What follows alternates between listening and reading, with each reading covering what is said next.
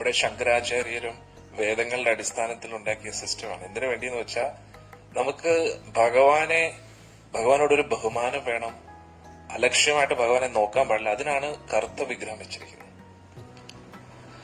അന്നേരം തന്ത്രവിധി എന്ന് പറഞ്ഞാൽ ബിഗിനേഴ്സിന് വേണ്ടി, പാഞ്ചരാത്രിക വിധി അഡ്വാൻസ്ഡ് ആണ്. ഭക്തിയിൽ പുരോഗമിച്ചവർക്ക് വേണ്ടിയാണ് പാഞ്ചരാത്രിക വിധി.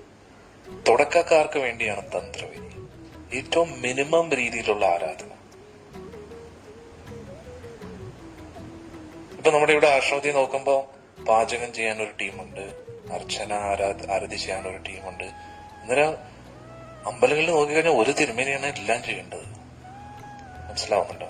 വലിയ അമ്പലമാകുമ്പോ ശരി കുറെ ടീമും അതൊക്കെ കാണും. പക്ഷെ പാഞ്ചരാത്രിക വിധി അനുസരിച്ച് ഭക്ഷണം അതൊക്കെ ഉണ്ടാക്കാൻ അതിന് അതിൻ്റെതായിട്ടുള്ള ഒരു സിസ്റ്റം ഉണ്ട്. അതായത് ഒരു 16 വയസ്സ് ഉള്ള പ്രായമുള്ള ഒരു കുട്ടി, ഒരു പയ്യൻ എന്താണോ കഴിക്കുന്നത് അത്രത്തോളം ഭഗവാന് ഫുഡ് കൊടുക്കും. അതേപോലെ, അതായത് യശോദാമ എങ്ങനെ ഭഗവാനെ നോക്കി അതേപോലെ നോക്കണം. അതാണ് പാഞ്ചരാത്രി ഏറ്റവും അഡ്വാൻസ്ഡ് ഭക്തി. പക്ഷെ തന്ത്രവിധി അനുസരിച്ച് ഔപചാരികതയാണ്, പേരിന് വേണ്ടി, ഒഫീഷ്യലി. ഇത്രേ ഉള്ളൂ. എല്ലാത്തിനും അതിൻ്റെതായിട്ടുള്ള ഒരു മിനിമം സ്റ്റാൻഡേർഡ് ആണ് ഫോളോ ചെയ്യുന്നത്.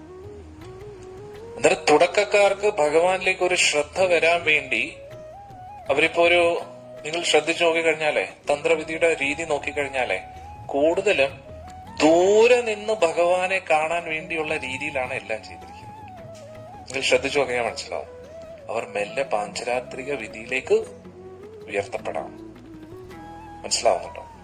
അതുകൊണ്ട് ഒരു മിനിമം സ്റ്റാൻഡേർഡ് ആണ് അവിടെ ഫോളോ ചെയ്യുന്നത്. പക്ഷെ പാഞ്ചരാത്രിക വിധിയൊന്നും ഒരു ലിമിറ്റ് ഇല്ല. എത്രത്തോളം ചെയ്യാന്നറിയോ? ഒരു ലിമിറ്റ് ഇല്ല.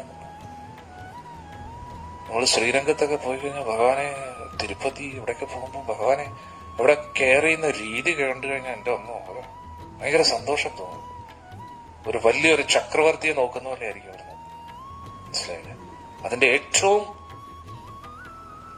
എക്സ്ട്രീം ആയിരിക്കും വൃന്ദാവനത്തിൽ. തിരുപ്പതി രംഗനാഥ ക്ഷേത്രത്തിലൊക്കെ പ്രൗഢിയാണ്, പക്ഷെ വൃന്ദാവനത്തിൽ മാധുര്യമാണ്. അവിടെ കൂടുതലും ഭാവത്തിനാണ് പ്രാധാന്യത. നമ്മള് ബർസാനയിലൊക്കെ പോയില്ലേ, നോക്കുമ്പോ ഇവിടെ കാണുന്നതിൽ വലിയ, നമ്മൾ പ്രചരിക്കുന്ന ബർസാന പറയുമ്പോ അകത്ത് വലിയ പ്രതിഷ്ഠയായിരിക്കും, ഇവിടെ വലിയൊരു രൂപ, ഇവിടെ കുഞ്ഞു രൂപമാണ്. പക്ഷെ അവിടെയുള്ള രാധാറാണിയുടെ സാന്നിധ്യം ഭയങ്കരമാണ്, നമുക്ക് മനസ്സിലാക്കാൻ പോലും കഴിയില്ല. ആദിപരാശക്തിയായ രാധാറാണി അവിടെയാണ് ഇരിക്കുന്നത്. കാരണം ഭഗവാൻ കൃഷ്ണനും രാധാറാണിക്കും പ്രൗഢി ഇഷ്ടമല്ല, അത് നാരായണനും ലക്ഷ്മിക്കുമാണ് ഇഷ്ടം. മനസ്സിലല്ലേ? ആ വൈകുണ്ഠത്തില് അതേ ലക്ഷ്മിയാണ് രാധാറാണിയായിട്ട് വൃന്ദാവനത്തിരിക്കുന്നത്. വൈകുണ്ഠത്തിൽ അതേ നാരായണനാണ് ഗോലോകത്തിൽ ശ്രീകൃഷ്ണ ഭഗവാനായിട്ടിരിക്കുന്നത്. മനസ്സിലായി? പക്ഷെ അവരുടെ ഭാവം വേറെയാണ്. ഭഗവാൻ കൃഷ്ണന് പ്രൗഢി ഇഷ്ടമല്ല, രാധാറാണിക്കും ഇഷ്ടമല്ല. അതുകൊണ്ട് രാധാറാണിയെയും ശ്രീകൃഷ്ണ ഭഗവാനെ ആരാധിക്കണമെങ്കിൽ ആ മാധുര്യ ഭാവത്തിലെ ആരാധിക്കണം.